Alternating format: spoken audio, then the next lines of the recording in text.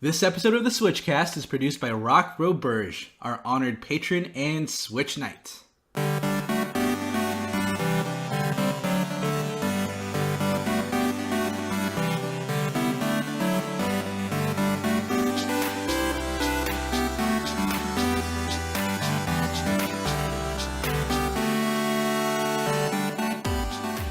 Hey everyone, I'm JV. And Casey's not here, so this episode of the SwitchCast is a little bit different than usual because Casey is on vacation in Curacao. Hopefully he's enjoying himself there, and we're here to pick up the slack while he's gone. Now, I am not by myself. I do have someone to join me on this SwitchCast endeavor. His name is David. Say hi. Hello, everybody. You might remember me from some Pokemon podcasts I did a couple years ago with JV. Yes, we did the Pocket Players Go a while back. You were a guest on the Pocket Players podcast every once in a while. Also, it's super convenient because you live with me. Yeah, I know. That's always a nice touch. Right? Yeah, so the convenience factor is just so great. And he plays the Switch. So, yeah, I think the fact that you live with me is qualification enough for you to join here. Yeah, thanks. I feel so qualified. Yes, so listeners, if you live with me, you can be on the podcast. Don't tempt them. Oh my gosh.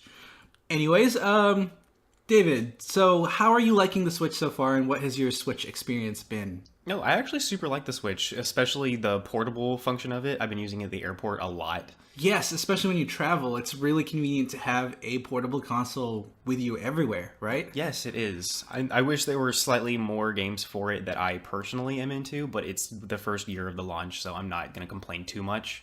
Yeah, it's just a growing library, and some people are even having problems with too many games to play.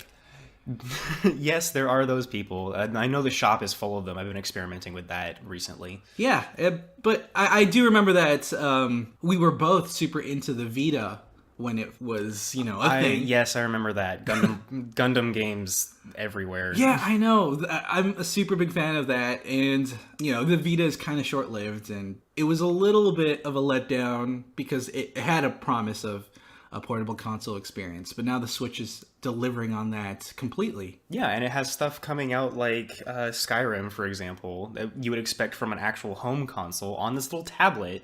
It's unbelievable. Yeah, exactly.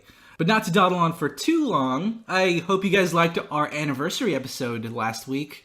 I don't think you listened to it, David, but last week we had our anniversary. As in, we had one whole year of recording the SwitchCast. Well, congratulations. Yeah, it's kind of crazy. It snuck up on us, and we didn't expect it whatsoever. And technically, you've been around for that long as well. Yeah, me sitting in the living room with my headphones on while you record. Yeah, it's true. You've been in the background for pretty much every single SwitchCast episode from the get-go.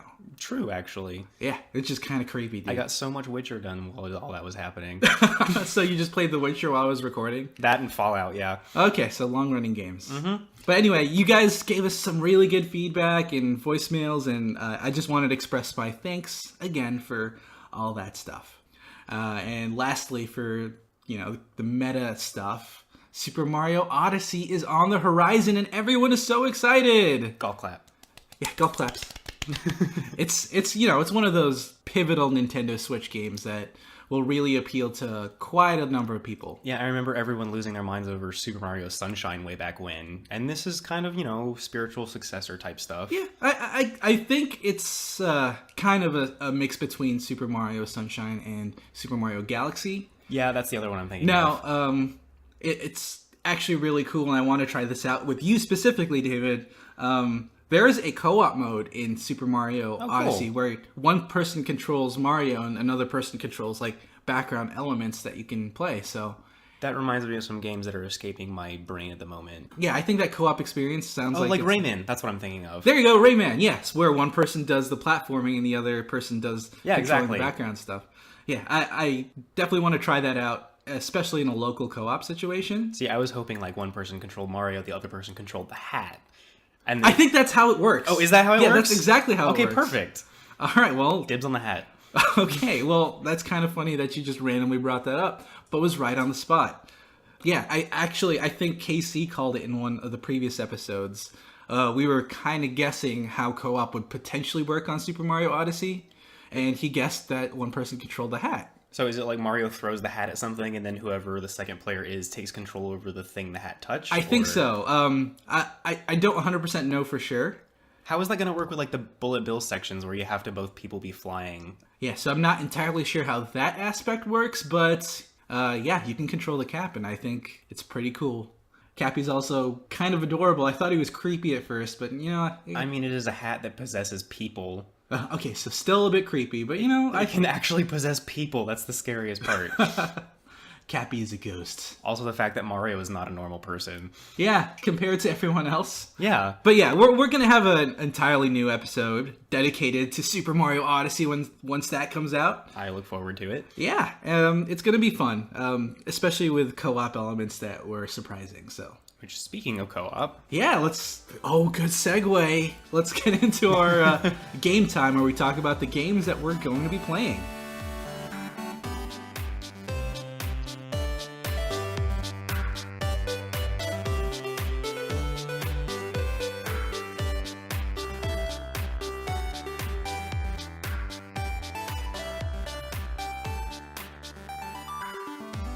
All right, so what have you or we been playing, David? Fire Emblem Warriors most recently. Oh yeah, absolutely. We've been playing that game like crazy, and it's actually a ton of fun. It is. I was surprised. I didn't think I was going to like it as much as I do. Yeah, so if for all the listeners who don't know what Fire Emblem Warriors is, what is the game? It is literally the love child of Fire Emblem and Dynasty Warriors. And I don't mean that as in Dynasty Warriors with a Fire Emblem paint job. Like, they took elements of both games and mashed them together, and it works perfectly. Yeah, I'm surprised at how well both franchises are really combined in this game. Actually, you know, it's obviously a Fire Emblem focus, but... Definitely. Yes, but it's you know, there's Dynasty Warriors elements to the fundamental gameplay and combat. Like, I wouldn't call it more of a Dynasty Warriors game. It's mostly a Fire Emblem game, except with a few of the more minutia details streamlined. And then instead of turn-based strategy, it's real-time strategy, essentially. Okay, so how would you describe the gameplay of Fire Emblem Warriors? Well, just that. Like, you pull up the map in the middle of the battle, and you can micromanage all your different units and have them go defend certain forts or attack certain objectives. Meanwhile, you control one specific character at a time. And then after that, instead of just turn-based, they go back and forth dealing number damage to themselves, it's Dynasty Warriors gameplay at that point. Right, and I looked at and played a little bit of Hyrule Warriors when that came out. And I thought it was a bit of a weird franchise mix because you don't really see Link or Zelda or like Tinkle and all the other characters in a battlefield fighting in a war environment. I feel like that was part of the appeal to it, though, because it was something different for the Zelda franchise. Yeah, but in Fire Emblem Warriors, you know... in Fire Emblem, it makes sense. It makes absolute sense. Because it's a military-based game. It is, and, you know, warring nations and battlefields and... you know, faceless, nameless minions that you just kill. Yeah, everyone's armies has the same uniform, just color swapped. Yeah, but I think the Dynasty Warriors, you know, formula fits the Fire Emblem franchise quite a bit more. Yeah, especially when you have characters like Leo or Camilla who have these super powerful spells or dragons who could wipe out whole waves of people at a time. You don't see that happening in a normal Fire Emblem game because you just pick one target and they do it. But then in this game, like, Camilla can have her dragon swipe a bunch of people, and then she makes, like, a miniature sun above her with her axe, and just throws it at people, and they all blow up and die. Yeah, it's, I know there are some aspects of the game that were pulled directly from Fire Emblem, other than even just, you know... Yes, the level ups are the same as in Fire Emblem, for example. Yeah, that's what I noticed. I noticed that iconic aspect of the game is brought over here. My Cordelia is a tryhard. She gets perfect levels like every single time. That's the thing about the Fire Emblem franchise. She's carrying me through the game right now. Is she really? Yes. I noticed, I saw her like flying around really quickly around the area. Yes. And I don't normally play Pegasus Knights, so it's not something that I'm super into. It was interesting because her wave clear isn't amazing, but she has good defense and resistance, so she's really hard for the boss people to kill. Okay. So you kind of sent her directly towards the boss and... Yes. Like, her and Lucina are my MVPs. Oh, yeah. That's another thing that happens in this game. At the end of every level, your most used character is shown up as an MVP. And they get extra experience, which is helpful. Yeah, which is really cool. Now, do you know if there's any character customization within the game whatsoever? You can customize their used items and their weapons. And so it's kind of like yes, actual Fire Emblem. It is similar to actual Fire Emblem that way. It's not as detailed as you would find in an actual Fire Emblem game, but it's close enough. Yeah. And there was something for costumes, but I haven't unlocked any extra ones yet, so I don't really know how that works. I'm sure people would love like costumes for Lucina and all that stuff. But I've been liking the game as I've been playing it. So was there anything that really stood out to you that surprised you about the gameplay of it? Mostly the fact that it was more Fire Emblem than Dynasty Warriors. I am enjoying that part. Yeah. It's not like the last Dynasty Warriors game I played, like if you wanted to just pick one person and just plunge straight through the battle, you could. Yeah. In this game, you can get away with that in the very early stages, but later you do actually have to micromanage people or you will lose. Yeah, that's the thing about these more modern Warriors games, and even the Fire Emblem Warriors game specifically. The maps aren't as straightforward as they used to be. Definitely not. Yeah, you can't just plow through and just run straight towards the final boss and just win. There's actually a little bit of strategy involved to everything. Yes, like you need to intercept messengers who are going to call for reinforcements. You need to capture forts who would be shooting ballistas at your troops. Yes. Yeah. It kind of makes the whole map feel a lot more lively than expected. It does somewhat feel like a battlefield, I think. I agree. Yeah, it's something that I like in Warriors games because, the fundamental fighting of Fire Emblem Warriors isn't necessarily super deep.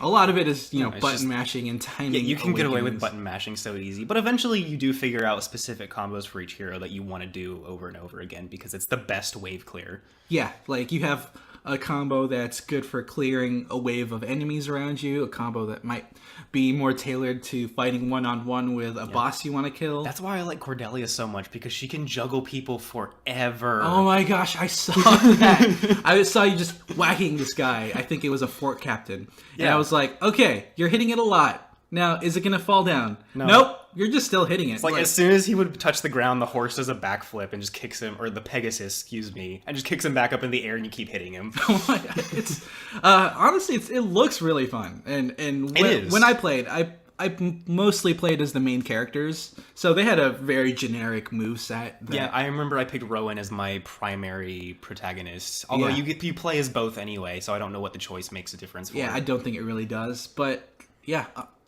As I mentioned, Fire Emblem Warriors, the fighting isn't super deep. It's not like a Bayonetta where you do quick dodges and combos. Well, to be fair, Bayonetta, if you really wanted to get good at it, that required some practice. Yeah, absolutely. But, these games aren't known for their incredibly deep combat. What is most fun about it is the macro management of the whole game and strategizing, directing units where to go, and switching your focus between characters. Yeah, that was something I liked. Even before the battle starts, this was something I remember from Fire Emblem. You can actually give people pre-battle orders.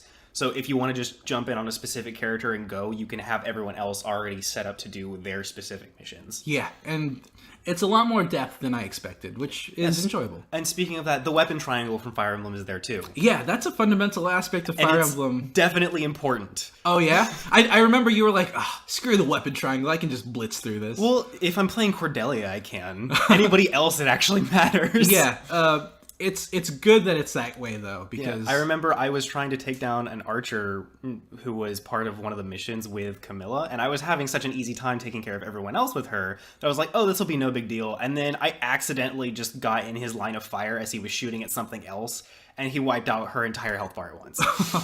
Which, archers do to flyers. Yes. It's like, oh, okay, that's a thing. It is. But overall, I think the gameplay is fun. It's more than what I expected out of a Warriors-style game. And yes.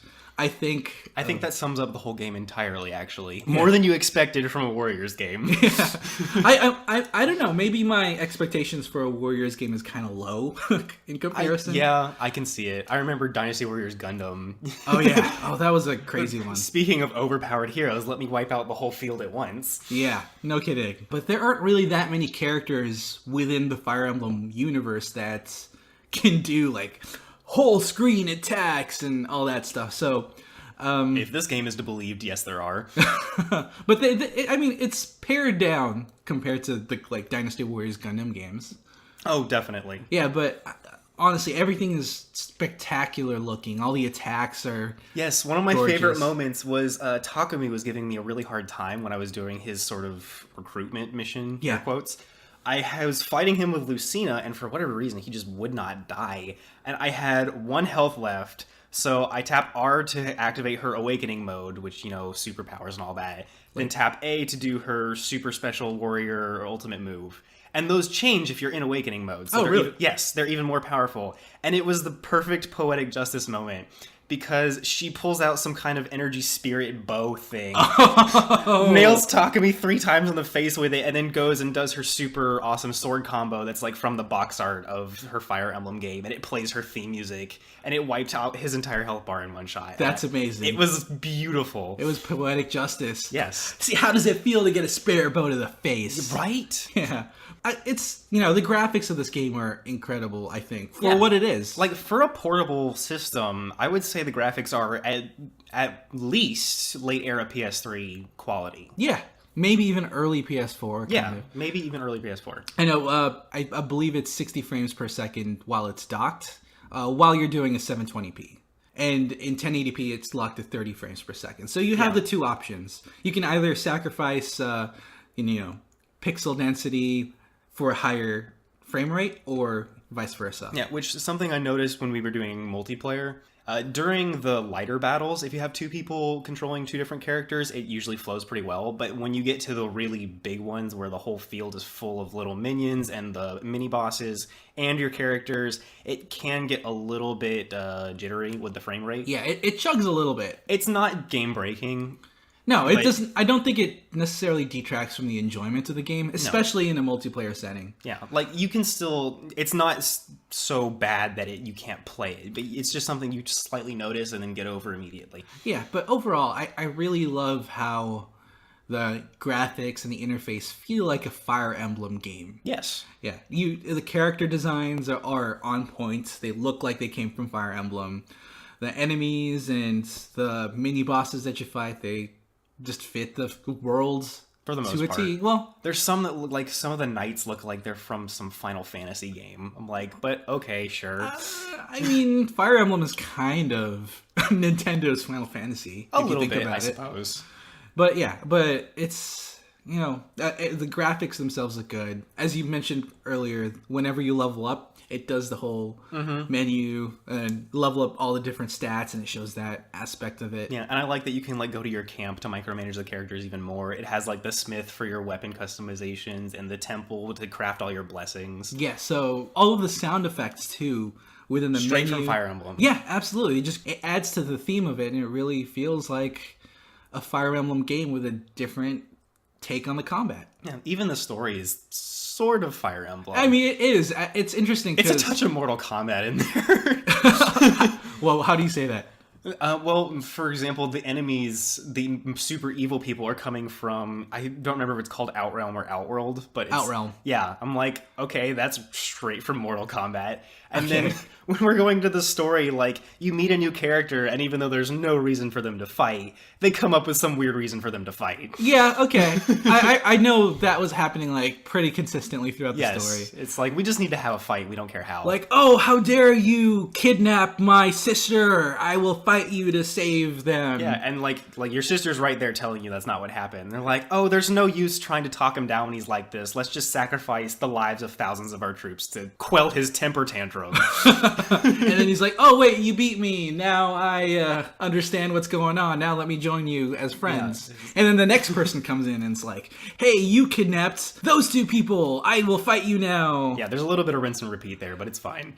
Honestly, this game's story isn't, top notch at least when it comes to the individual stages.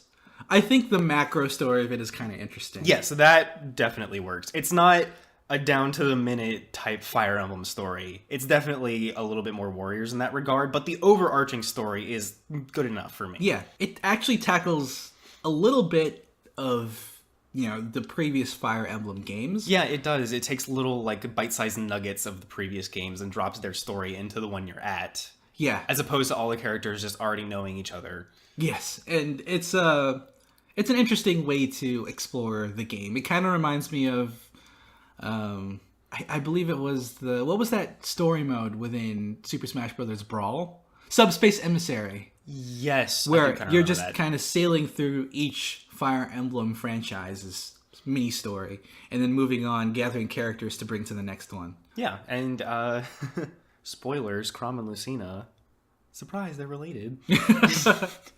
They touch on that one really quickly. It's which I thought it was cool because they have the exact same sword styles like they would in the actual Fire Emblem game. Which is perfect. Yeah. I think it's great. Now, I do want to touch on the multiplayer. We did talk about how playing multiplayer kind of cuts down on the frame rate quite a bit. In the larger battles. The smaller battles it can handle just fine. I do want to say there is no switch-to-switch multiplayer, so if you want to play with someone else, it is split screen. It has to be split screen, and you do need extra Joy-Cons. Yeah, right. Well, have we tried it with just Joy-Con mode? There's not enough Joy-Con buttons for split Joy-Con to work. Yeah, you're likely right, but I think it's quite a fun local multiplayer experience. Oh, definitely, and some of the missions are incredibly hard unless you have a second person with you to help. Yeah, go ahead and describe that mission. Don't spoil it too much, but go ahead. The one I'm thinking of, there were two armies in addition to yours, and you had to stop the two armies from one beating the other. You had to basically force a tie between them. Yeah. Which that required you to take over one side's fort and then the other side's fort essentially simultaneously. Right. Because you didn't really have enough time to take over this one over here and then move to the other one and take it over. And if you try to swap characters, if you try to swap characters, the AI is not perfect, so they usually don't handle it quickly enough without you there.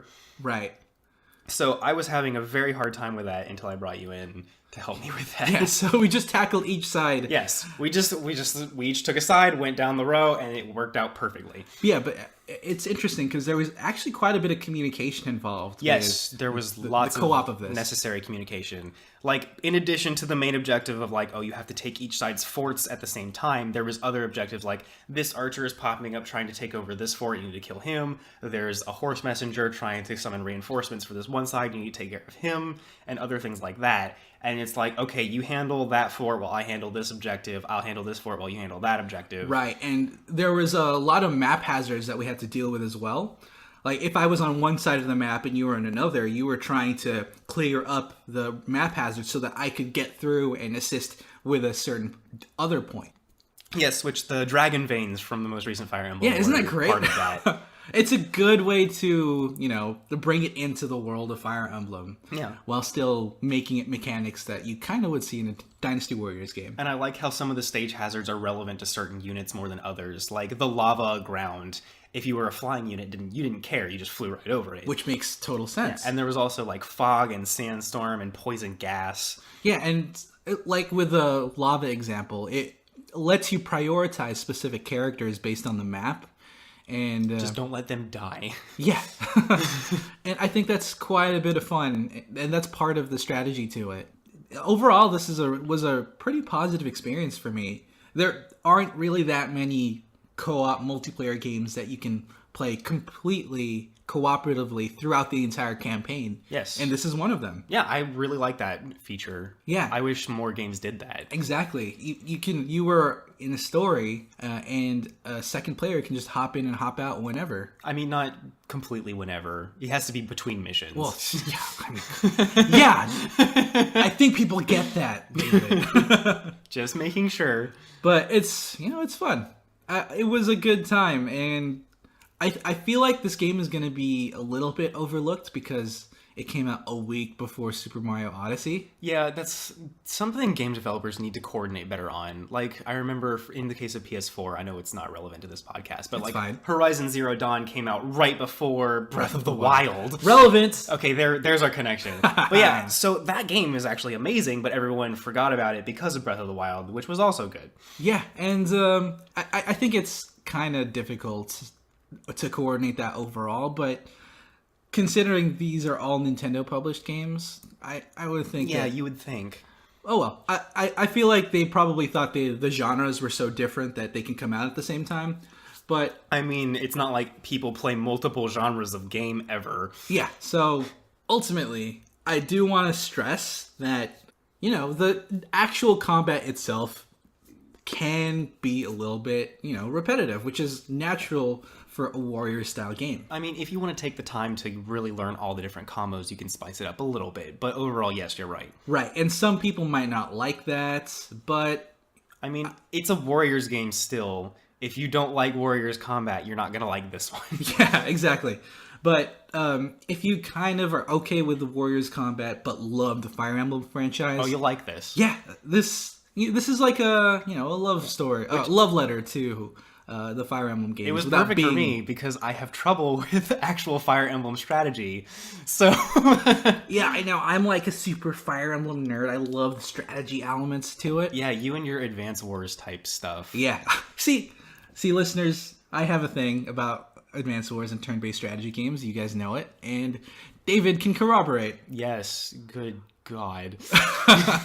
That's why Wargroove is going to be exciting. Anyway, Fire Emblem. The final note I want to touch on personally is the voice acting.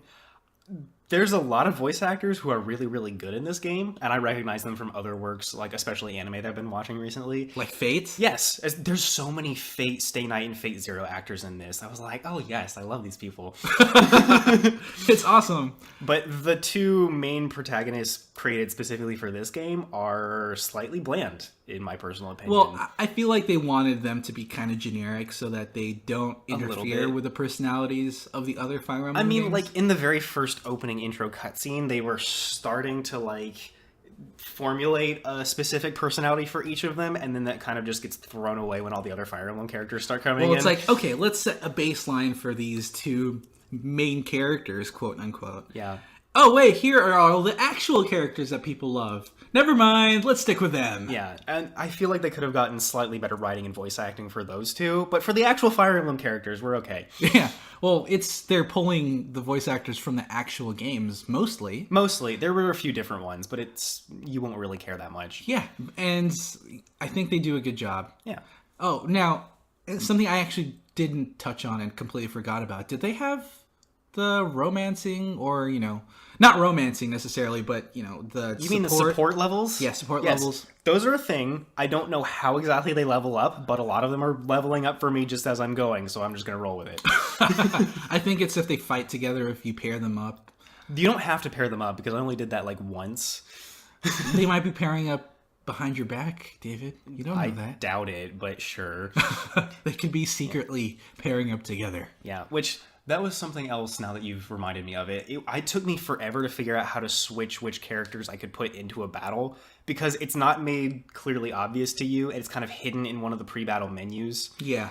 So... It's like I was trying to figure out how to play Robin for the longest time. You really like Robin? Yes, I love Robin. He floats around like some sort of Sith Lord or something and shoots lightning everywhere. It's great. I mean, that sounds like a Sith Lord. Yeah. Confirmed, Robin is a Sith Lord.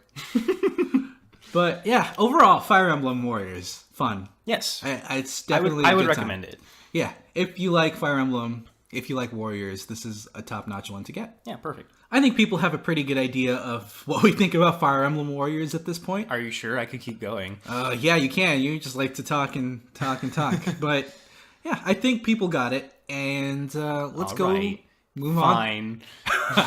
Yeah, let's move on to the news.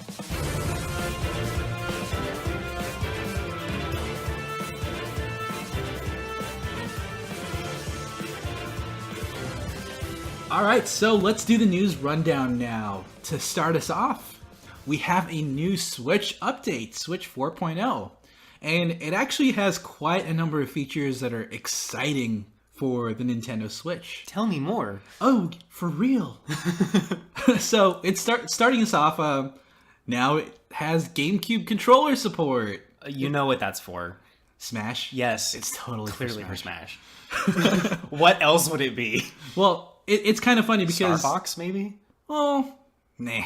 Smash. Smash, yeah. It's got to be for Smash. Or maybe GameCube Virtual Console game. True. Right? That's possible. Like Star Fox. Okay. They need to do something to redeem it after Zero. Zero was okay. Zero's okay. But It was okay as a co-op experience. Yes, single player was terrible because that control scheme was insane. Co-op was manageable. Yeah. Apparently, Reggie Fils-Aimé himself was actually kind of surprised the GameCube adapter worked on the Switch. I mean, wouldn't they know that it would? Well, no. I mean, I'm assuming they were Is the developing... Switch becoming self-aware and modifying its own code? Oh my gosh. Is this the start of Skynet, except friendly? SwitchNet.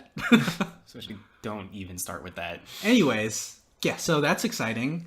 Now, something that our community has actually been buzzing about, there's new video capture support on the new Switch 4.0 update. As in the Switch itself does the video capture? Yes. Oh, okay. Yeah. So that's way easier than using a video card then. Yeah, so you can press and hold down the capture button, and it lets you record the last 30 seconds of gameplay. Oh, okay. Well, I think they're thinking of extending it longer than that. But right now, you just record the last 30 seconds. I and suppose boom. there is a limited amount of memory they can have on such a small console. Yeah, and we've had, share buttons and stuff on the PS4 in the past. Yeah, that one goes up to 15 minutes of gameplay. Yeah, 15 minutes. And oftentimes, the thing that we wanted to capture was within the last 30 seconds anyway. That is true. Yeah, because... so many Dragon Age moments like that. Like in Dragon Age, we did something really silly, and it was like, oh, we had to capture that. But then, when the video was saved, we had a 15-long video, and we had to fast forward 14 minutes into the little segment that we actually really wanted to see. That is true. So it seems like 30 seconds might be fine. Okay, so maybe they can add modification options to that if you want to record longer or just take snippets. Yeah, so far it only works on Zelda, ARMS, Splatoon, and Mario Kart 8, but I believe more games are including this functionality within their system. You would think that would just be a console thing and not a game-specific thing. I think it has to do with the console knowing to continuously record the gameplay, I'm guessing. Okay. I'm not entirely sure about that, but it's, You would know better than I would. It's something that... You're the programmer. I know. It's something that comes up on this podcast pretty often, David. But there's also USB audio support. Oh, good. Yeah, so USB wireless headphones, you can just plug it into the dock. I can use my PlayStation headphones on my Switch now. Yeah, technically you can. But it's nice to have wireless headphones, and hopefully in the future we can have Nintendo Switch specific ones. And maybe some better voice chat system. Yeah. Right now we've been stuck using Discord. They'll figure it out eventually. Yeah, but what's cool is that you can actually, if you have a USB adapter, wireless adapter that plugs in through USB-C, that works directly on the Switch itself. I'm going to pretend I know what you mean by that. Okay, so technical stuff, technical mumbo jumbo. Technical difficulties in that I have difficulties with technical. Oh my gosh, get out of here. But lastly, now we have Interswitch user account transfers, which is great if you have a Switch and you get another Switch and you want to switch your Switch. Or if, let's say you and I were sharing a single Switch, but you get your own. Now I can transfer your user account onto that new one. So when a Monster Hunter Edition Switch finally comes out, I can just jump to that one Yeah. That upset me so much with the 3DS. That you couldn't transfer it over the easily. Only people who had it in stock were on a military base, and I couldn't get in. I remember that. I was there for that. Yes, that was so We frustrating. were like, oh, this GameStop has it in stock. The Monster Hunter Special Edition. Let's go. Oh, wait, there's a gate. Oh, wait, we need to be military. Yeah. Never mind. I was so disappointed. But yeah, the system makes it much easier to just transfer accounts over to your new Switch. So Okay, good to know. good stuff. Now, nextly, did you hear about this one? Sonic Forces? Yeah. Okay, so tell me what's bad about this one, because I know Sonic isn't going to be good anytime soon. Oh, rude. Some people are actually having hope for Sonic Forces. I mean, you can have hope, just don't get overexcited about it. Yeah, it's looking a little bit rough. The Sonic Forces demo is out in Japan, but there are a few weird restrictions to the game. Such as... For example, the demo itself lasts for just 1 minute. Why? 1 minute! As soon as you start up the stage, boom, a minute-long timer comes up. Why would you do that? Because they want to restrict people they playing the game. Are they hiding something? Yeah. Is the development going poorly here, as hoping, usual? I'm hoping it isn't. I mean, I want Sonic to be good again, Yeah, but... honestly, Sonic games have been good in the 3D platform. Like, Sonic Generations was great. I tell you to play that all the time. Shadow the Hedgehog, you guys. No. Don't even. Some people like it, but no. I know people who liked it, but they also like movie games, so... It's not a good sign, honestly. I'm hoping this doesn't end up like Sonic Lost World or Sonic Boom or Sonic 2006. Infinite jump and skip the whole game. Yeah. We'll see. We'll see. Maybe that was a good thing, though. Maybe they had 1 minute long demos because they didn't want people to play the game that they made. Maybe because it sucks. They have pills for that, Sonic. Wow. This is a PG show.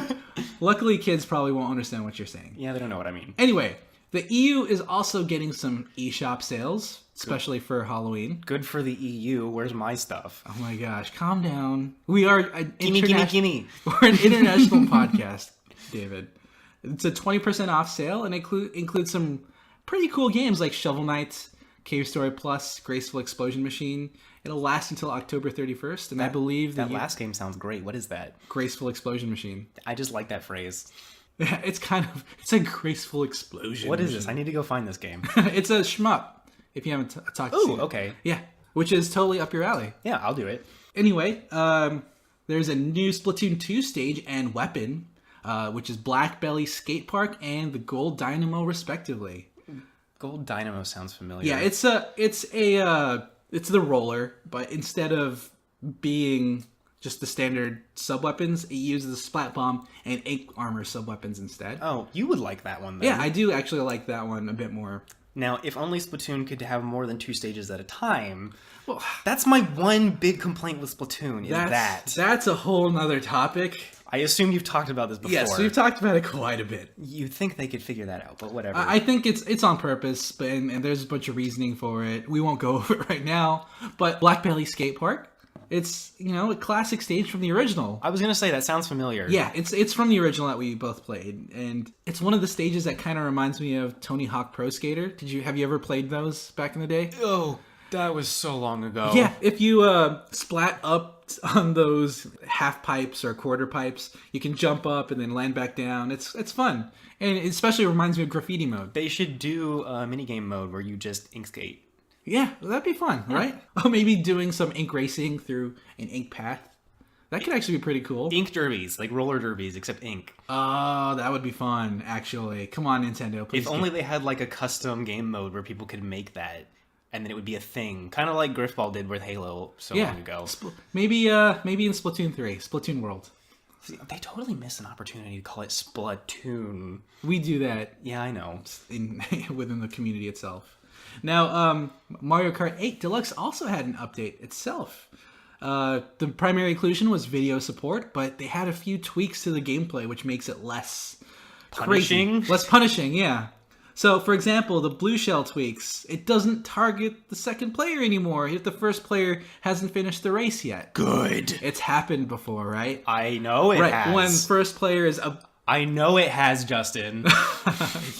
You've experienced this Yes. directly. I'm thinking of by that my one- hands. I'm thinking of that one GIF everyone has seen. Oh, with Peach on the motorcycle. I think it was Daisy, but yeah. Daisy, yeah. It's just like every single thing.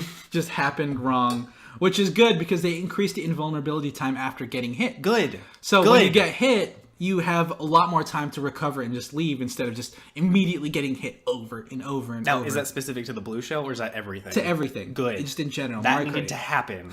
And lastly, it also gives even better items when you're further behind in the race. I think they kind of toned that down and they didn't like it, so they bring it Mixed right back feelings up. about that system. Because on one hand, yes, it helps the people who are lagging behind. Mm-hmm. On the other hand, people who are racing super well and are in the lead can be totally knocked out of the race by items. Yeah, well, that's Like, it's great for the people who can't race very well, and it's terrible for the people who can. so you're essentially saying it's great for people who suck, See, bad for I'm- people who are good. I'm super average at this game, so I don't know where I fall in this regard. Well, okay, so you don't get any of the benefits of either Yes. extreme of that spectrum. Okay, I see it. Anyway, Fire Emblem Warriors, the game we talked about, it's getting DLC and includes a season pass. I have mixed feelings about season passes. Yeah, each pack will include characters, costumes, and scenarios, and weapons. And each of them will feature a specific game in the franchise, like Fire Emblem Fates will be included in December, Shadow Dragon in February, and Awakening in March. Which is weird because a lot of those are already in this game. Right. I think some of them are unplayable characters, and now they're bringing them in as a playable character. Okay. Each pack will cost $8.99 and $9. Give me Kata. I want her. And season pass for all three is $19. I remember $20. in my mobile Fire Emblem game. Fire Emblem Heroes. Yes, she started out as a silver 4-star, and then she just kind of graduated herself into a gold star on her own. Yeah, I don't know how that happened. I don't either. But she wrecked everyone, and I loved it. I want her in this game because she's like a better Cordelia. Now I'm looking. I'm trying to remember which Fire Emblem Kata was in. She was the same as Marth, right? Fire Emblem Mystery of the Emblem. I think that's an older one. So- Actual Marth, not fake Marth. Fake Marth, not Farth. Yes, Princess of Talos, who's talented, and Marth's betrothed. Okay, Betrothed. She looks like his sister. maybe spoilers. Maybe they're actually. Please siblings. don't do that. Please don't Game of Don't Thrones Game of this. Thrones. Don't Game of Thrones Fire Emblem. I would watch that. I would watch it. I mean, I would too, but please don't do that. Anyway, Lego Worlds is getting Monster Pack DLC, which That sounds fun. yeah, like if you haven't heard about Lego Worlds, it's Minecraft but Lego. Yeah, I know. And it actually looks pretty cool. I need to play more Lego games. They're so fun. They are fun, and there are some on the Switch that we probably should check out. I know they're supposed to be for kids, but, they're not for kids. They're not all of them. They're for the adults who don't want to be adults yet. But yeah, it's Fire Emblem, Myself included. Lego Worlds getting DLC Monster Pack, and it's going to be Halloween themed. I mean, that's appropriate. Now, there is a news story regarding the Nyko portable dock. It's a third-party Nintendo Switch dock, but apparently it's been causing USB-C issues on Nintendo Switches. Ooh. It's $50 instead of the usual 80, and it's actually pretty nice. It would have been nice to have while traveling, because you can just bring that, and that's the dock itself. It's a small little piece you can rest the Switch on. I want a third-party travel dock that lets me charge it off a portal battery without being stuck there. Right. Like something that can hold the Switch up while I have the cord plugged into the bottom of it. Yeah, well, there is one. Oh, there We is? have- yeah, we have it. We have it here. Shows what I know. Yes. Idiot. No, I'm kidding. But yeah, the Nyko portable dock has been reported to break USB-C ports on Switches. Okay, I hope they're offering refunds then. Yeah, And we don't maybe- know how that's And going. maybe Switch replacements. Well, right now it's not really. It's an isolated to just a couple reports so far, Okay. but this story has kind of picked up, and if Maybe you're people are using them wrong? maybe, but in this case, you should definitely be mindful if you're going to get one of these Nyko portable docks. Okay. Next story is that Pokemon Ultra Sun and Ultra Moon will be the last 3DS Pokemon games. I mean, I think we all knew that. Ooh, that means They Pokemon- announced they were working on a Switch game main Pokemon title before they announced this. That kind of It's assumed at this point. Yeah, I agree. It seems like it's a given. But, I still like to hear confirmation that Pokemon's coming on the Switch because it's just the perfect fit. My question is Pokebank going to work as a cross between 3DS and Switch? I feel like they would release a Pokebank app on the Switch that would interact with that. That's what I'm thinking, because we have wireless cloud technology to do that. It's not like we need link cables anymore. Yeah, though it'd be kind of retro to do that. Okay, there's a limit to what needs to be retro, Justin. I agree. We have the cloud. The Yes. cloud works. We should do it and use it. But we have no confirmation about that. That's purely speculation. It would seem remiss for them not to do it, though. Yeah, I agree. But ultimately, all we know is that the next Pokemon game is going to be on the Switch, which... Yes. Duh, and or hello. Please be like fully 3D type stuff. Yeah, wouldn't it be great to have an open world Pokemon game? I know there's like mods that let you make stuff like Skyrim into a Pokemon game. But imagine like Breath of the Wild open world. Yes, that's what I mean. Something like that. With Pokemon. Except instead of goblins and breakable swords, it'd be Pokemon. And it's open world, so you can go to any city and explore each gym as needed. Yeah. And maybe like in Pokemon Origins, the gym leaders pick their Pokemon based on your badges. Yeah, that would be awesome? Yes, that would be cool. And then that would add to the replayability of it, because then you could see how all the different gym leaders' teams change depending on what order you tackle them. Right, and it'd be fun. Yes. So good. I didn't even think about the replayability element of that. Smart. It's the Marty smart. SMRT smart. But yeah, so Pokemon, we talked about it way more than I expected. I mean, our last podcast together was Pokemon. Agreed. So it's just a big part of of us at this point. And lastly, Monster Hunter Double Cross may be coming to the Switch overseas after all. Yes. I don't know if you know this, but I like Monster Hunter a lot. Yeah, I could tell. I know. I definitely know. More than you. And we have a lot of listeners and fans of the podcast who are also fans of Monster Hunter. I need to fight that Elder Dragon with the rocket wings. Yeah, that's in Monster Hunter Double Cross. Yes, I want it so bad. So apparently with an interview with Klaus Walter from Capcom EU, he kind of mentioned that they were doing other other Monster Hunter games aside from Monster Hunter World on the PS4 and PC. That looks super cool too. Yeah, and they just hinted that Monster Hunter Double Cross is coming to the Switch outside of Japan. What if Worlds ends up on the Switch? Oh, that'd be great. They use the same engine. I was gonna say, I don't see it being impossible. It's not. It's, there's a technical... It might need a graphics tone down, but... I think it'd be worth it, yeah, honestly. Of course. To have Monster Hunter Worlds as a portable game. But for now, Double Cross seems to be more possible. I'll take it. At this point. But nothing's confirmed or announced. Confirm it! Please, Capcom, confirm it. All right, so down the pipe. This is where we talk about games that are coming out, though don't necessarily have a release date yet. Starting off, Inazuma 11 Aries is coming out on the Nintendo Switch. It was announced pretty recently from Level 5 Games. And this sounds like something like Dynasty Warriors, maybe? No. It's the word Aries, God of War type stuff? No, anime soccer game. Because of course it is. Yeah. There's no announcement of localization, but it does look fun. And there have been Inazuma 11 games on the 3DS in the past, and those were pretty cool. Were they localized? Yes, they were localized. They were eShop only, and there was no multiplayer whatsoever, which is, lame. But on the Switch, they have a lot more options for everything. It looks like it's a ton of fun. It's not as... actual sports anime are hilarious. So. Yeah.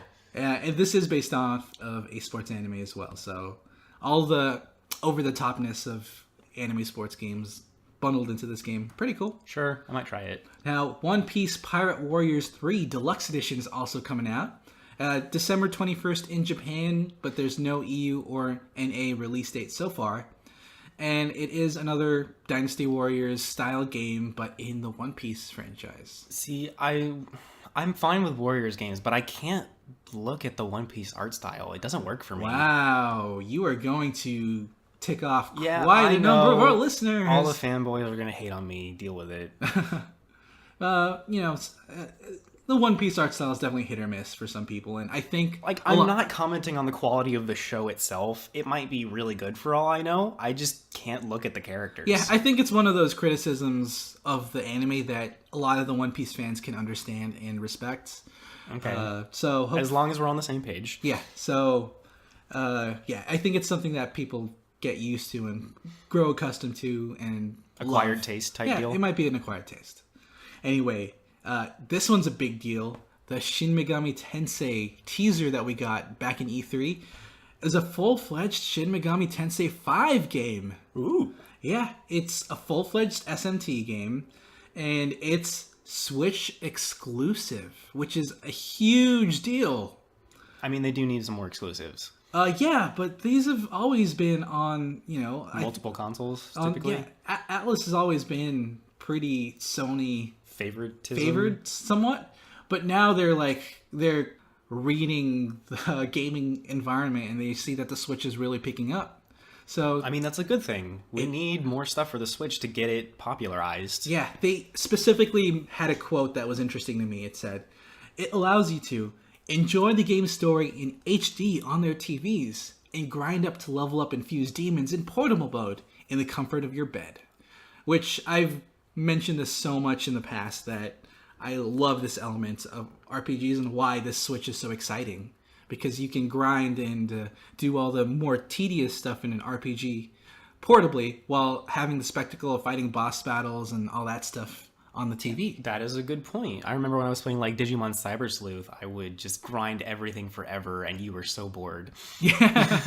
But it's so you can just do that on handheld like when mode. you're on the bus or carpooling or at the airport. Yeah, and when you want to do the big story events, you can see it in vivid detail on the TV. That's actually a good point on the part of the developers. I like that. And I want to see more JRPGs do stuff like this on or just Switch. more RPGs in general. In general, yeah.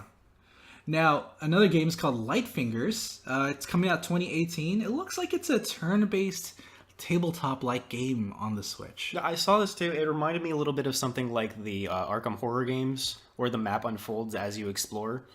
Oh, yeah, that's right. That's kind of how it works here, except it's more of a jewel box where it unwraps and then lays out onto a tabletop-like map that you run around in. It does look like it's a tabletop game, and it's specifically detailing itself as a turn-based multiplayer game with real-time action. Tabletop game. And the setting looks like fantasy dungeon crawler type stuff. I like the little cockroach dude on the artwork. It's hilarious. Yes. 2018. That one's coming out next year. Okay, not that far away.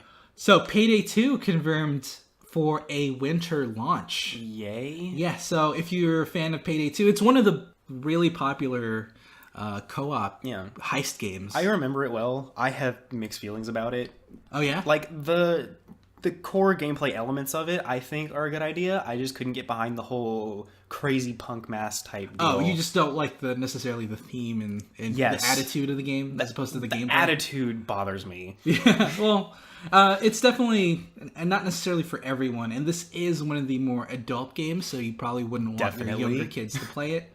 But it is a first-person shooter or a shooter heist game, and it's cool to have on the Switch regardless. And apparently includes a special treats for when they're announcing it, whatever that is. I'm sure it'll be something important. Anyway, so next game is called Perception. I actually really like the look of this one. Yeah, so Perception is a first-person narrative horror game that's coming out on Halloween, October 31st, for $15. Which normally I don't really care for these types of games. Yeah, you're not a fan of first-person horror games or horror games in general whatsoever. They usually just kind of bore me, but what is cool about this one is the character you play is a blind person. Yeah. So basically the whole screen is black until you make noise, and then it has like a whole echolocation effect where the sound lights up a given area where it was sourced at, and you can kind of paint a mental picture of your landscape in your brain by making all that noise and getting everything to happen. Yeah. That's a really interesting take on this like that genre. Unique perspective has me interested finally. What's also great is that it's, a $15 eShop game, so yeah, sure. It's not something you're paying full price for. I can get behind that too. Yeah, I definitely want to encourage, indie development studios like Deep End Games here to pursue games that are interesting and have different takes on the genre like this. Yeah, see, it doesn't even have to be like a whole reworked from the ground up new approach to horror. Like, it's basically still your standard first-person horror game, but with that one single tweak to it that makes it interesting. Yeah. It's also great that it's coming out on the Switch, because it's a genre that we haven't really explored on the Switch yet. Yeah.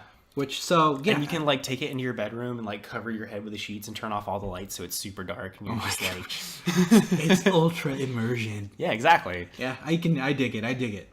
And lastly, PDP are releasing light-up covers for the Nintendo Switch docks. These look awesome. Yeah. I want 20 of them. So users can choose from 2 different Nintendo designs and 17 different color and effect settings. We're looking here at the pictures, and it looks like it's the Super Mario Odyssey logo with all the different world icons. What's really cool is the Sheikah Slate one. I need that Sheikah Slate thing. It looks really good. It looks so good. Yeah, it features an electronic base which holds the dock and connects to the dock via USB. 2 acrylic framing panels with Nintendo artwork are included as well. So my one concern with that is you can't connect... There's not enough USB ports to connect the dock, the headphones, and your GameCube adapter all at once. I feel like this is going to include USB docks separately, so it'll plug into the dock's USB and have another USB port that replaces it. Okay, that would work probably. That would be what makes sense. Okay. This comes out on November 10th, so I think you guys should check it out. All right, so for new releases, do you want to list out what's out now? The first one is definitely Fire Emblem Warriors. For sure. We've been talking about it like a lot today. Mm-hmm. After that, we have Siberia, Pole Explorer Edition.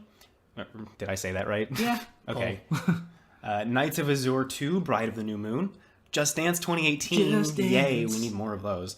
And The Mummy Demastered, which I've been seeing people talk about a lot. Oh, yeah.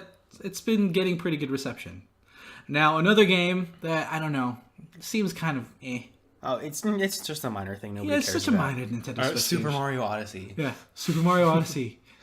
On the 27th, October 27th. Oh, that's this week, isn't it? That is this week. It's coming out in a couple days. I know what day it is. Honestly, most people who are listening to this probably are playing Super Mario Odyssey already, so we're jealous of you, future people. Mm-hmm. Then after that, we have King Oddball coming out 3 days after that. Yeah, October 30th. And October 31st, which is Halloween. Dun, dun, dun. Monopoly for Nintendo Switch. Yeah, scary. Yeah, that is scary. We don't need more Monopoly in the world. It's a terrible game. It is. But I'm not gonna make fun of people who enjoy it. Some people do enjoy torture. Masochist. Just kidding. You guys have fun with Monopoly. There's also Monster Jam, Crush It, and Cartoon Network Battle Crashers. Now, is this classic Cartoon Network or modern Cartoon Network? Because I would be way more of a fan of classic. Looks like it's modern. Okay, whatever. Well, it includes Adventure Time, Steven Universe, which is supposedly really good. Like, Steven Universe is supposedly really good. And regular show, that type of stuff. Yeah, okay. Yeah, so those are the new releases, and let's move on to the Community Pulse. Alright, so I didn't necessarily have time to put out a community call-out for this Community Pulse, since this is a super impromptu episode to make up for Casey being gone. Sorry, peeps. Yeah, but I did grab a couple points that I wanted to bring up that were introduced within the community. So, from Benjamin Levell on the Facebook group, he said, "We both love Breath of the Wild, although I'm hesitant to call it my favorite Zelda. But I'm not sure I'd like Legend of Zelda to always remain in that style. How far away would you guys say we were from another massive game like Breath of the Wild?" At least 2 years, if you ask me. You think so? Bare minimum 2 years. Well, the fact that they're releasing so much meaty DLC for the game, even bleeding into the next year, it makes me think that they're probably not going to release another Breath of the Wild type Zelda game. I don't know. I think even more than that. Maybe 3 or 5 years. That's why I said bare minimum 2. Yeah. It's Because you can't just make a game that huge, just, every time, every year. Ubisoft. Nintendo really likes to take time with their games, and that's something that I commend them for. I am absolutely welcome for more top-down classic Zelda-style games. Those I'm okay with. I could talk a lot about my likes and dislikes of Breath of the Wild for a whole podcast. If I Oh, really absolutely. needed I'm to. sure you can. You are a very talkative person. Well, I just have a lot of opinions about The Legend of Zelda in I general. have a lot of opinions about everything. I have a lot of opinions about your face. Yeah, it's true. He has opinions about my face. But yeah, I think it's pretty far away. But that doesn't necessarily mean that top-down classic Legend of Zelda games are out of the picture. They can fill in the time between those huge Breath of the Wild style games. Which I'm thinking that right now, if you're looking for something to scratch that itch, like classic Zelda, we can probably talk more about this in a future podcast or like a review somewhere. But Kamiko in the eShop is very, very true to that style, and you would probably like it. Yeah, absolutely. Go check that out. That's a good mention. I can talk more about that later. Yes. So, now another one, Spider Duff mentioned. Spider Duff. I had a feeling you were going to go there. I'm sorry. No, good job. Just listen to the latest podcast. There is a name for a condition when you play games. It's called Nintendo Thumb. Wiki it. So, last week or a week before, we were talking about how whenever you play like Pokken Tournament intensely, you get like calluses and grooves into your thumb and your fingers because of how intensely you're playing. We didn't know the name, and now we know. Nintendo Thumb. I don't feel like I really get conditions like that because I have tiny hands. Yes, you do have very tiny hands. So the Joy-Cons fit me so perfectly that it's just so comfortable. As opposed to, I can't play Xbox ever because their controllers are so massive I get cramps. Especially the original Xbox. Yes. Those were huge controllers. But yeah, I'm glad that the Joy-Con are perfect for your itty-bitty tiny hands. And that's it for the Community Pulse. We'll definitely have a bigger episode and a more, standard episode with Casey back next week. Thank you, David, for joining us today. No problem. I'll probably be back next year sometime. Maybe whenever Casey flops over, he could probably come back again. Yeah, sure. I can be the substitute. But other than that, I'm super excited over what we discussed. We are definitely at the eve of Super Mario Odyssey, so that's the big game that we're excited for. So yeah, definitely good stuff. Now to sign off, I definitely want you guys to know we do have a Patreon that you guys can check out and help us out with. That's patreon.com/theswitchcast. It definitely helps us improve our game with the podcast, lets us get more content out, pay for servers, etc., etc. We have an awesome Discord community. If you check out our Discord chat room, we'll have a link in the show notes and the Facebook group. The Facebook and Discord communities are awesome, so search for the SwitchCast for that. We also have a Twitter, twitter.com/theswitchcast, so follow us there. And thanks to the HeatleyBros for the theme music. And until next time, Switch it up.